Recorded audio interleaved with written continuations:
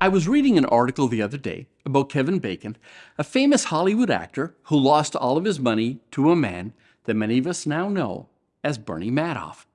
Bernie Madoff conned investors out of a whopping $64 billion, and you have to wonder, how in the world did he manage to convince so many people to give him their money?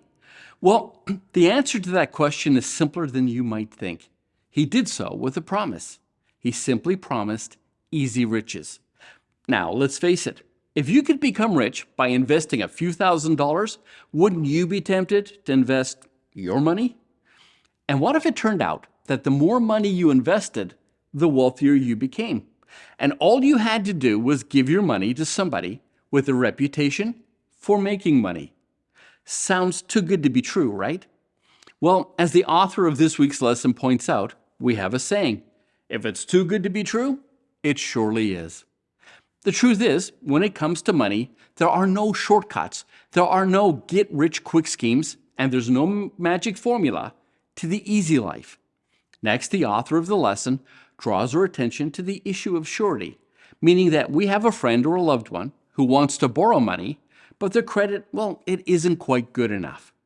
When this happens, the bank or other lending institution will try to encourage them to find a family member or friend who will co-sign the loan for them. Meaning that if your family member or friend cannot make their monthly payments, then you will make them for them. Well, here's what you need to know. 75% of all co-signers end up having to pay off the loan. Now imagine what that can do to the relationships around you.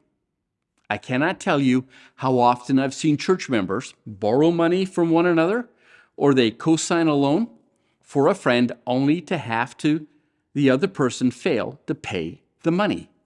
Church members have gone to war with each other, and some churches have split over such disputes as people take sides with one person over the other.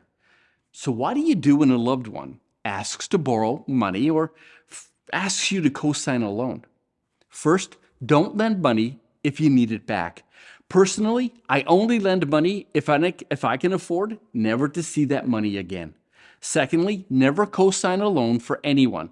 The Bible tells us to avoid personal debt, and we are never to assume another person's debt. Ask yourself, if you co-sign a loan, are you ready to pay off that loan?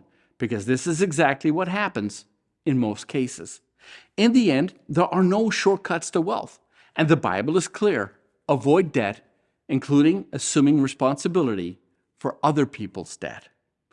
That was our nugget for today. Again, please have a look at your lesson, and I'll see you tomorrow.